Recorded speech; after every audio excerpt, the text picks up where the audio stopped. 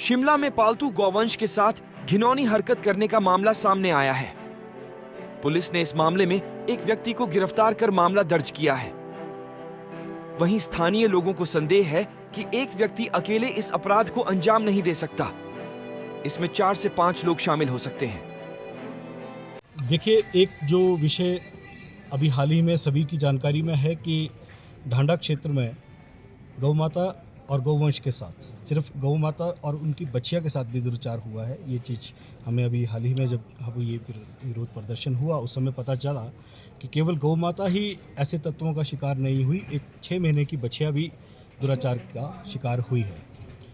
हम लोगों ने सिर्फ ये जानकारी लेने के लिए कि इस पे कड़े कदम जो भी पकड़ा गया है एक व्यक्ति, उसके खिलाफ क्या क्या उठाए गए हैं, और क्योंकि अंदेशा सभी को ये है कि इसमें एक से ज़्यादा व्यक्ति की संलिप्तता है और अभी केवल एक ही व्यक्ति जो शायद अपने साथियों को छुपाने का या बचाने का प्रयास कर रहा है।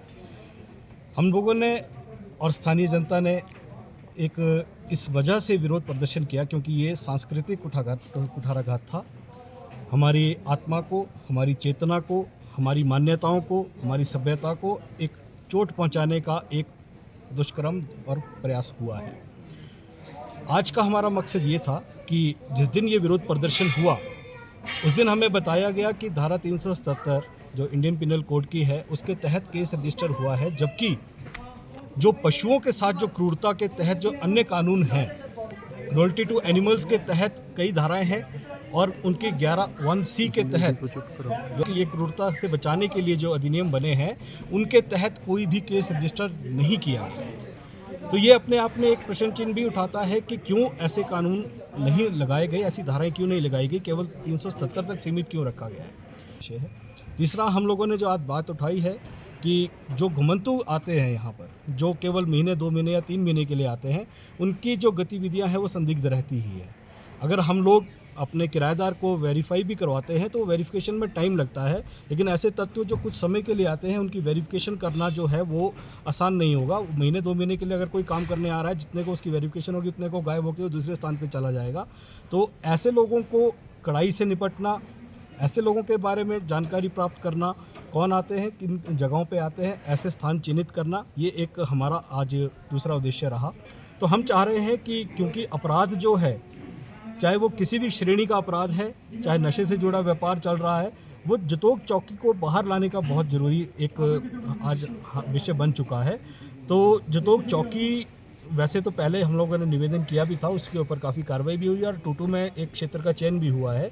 वो कहाँ तक पहुँचा है उसे एक्सपेडाइट किया जाए, जनहित में, जन सुरक्षा में, और जो वर्तमान परिस्थितियाँ बनती जा रही है उसमें ये बहुत ही आवश्यक है कि इन प्रयासों को कठोर रूप से किया जाए।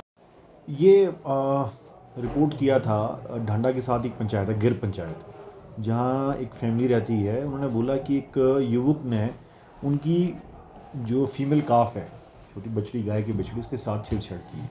तो ये मामला था जिसपे हमने 20 तारीख को सेक्शन 377 में मामला दर्ज किया।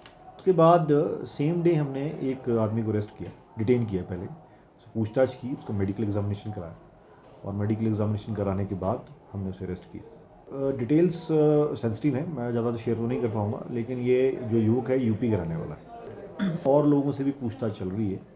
3-4 लोग ऐसे हैं जो जिनके और भी हमने मेडिकल एग्जामिनेशन करवाए हैं और उनके जो हैं हमने कुछ चीज़ें प्रिजर्व कराई हैं फॉरेंसिक साइंस लेबॉर्ट्री के लिए, तो केमिकल एग्जामिनेशन के लिए। तो चलो एक इनपुट हो सकता है उनका, पर हमने कुछ लोगों को वैसे और डिटेन करके पूछताछ की है, वो अभी 3-4 दिनों में की है।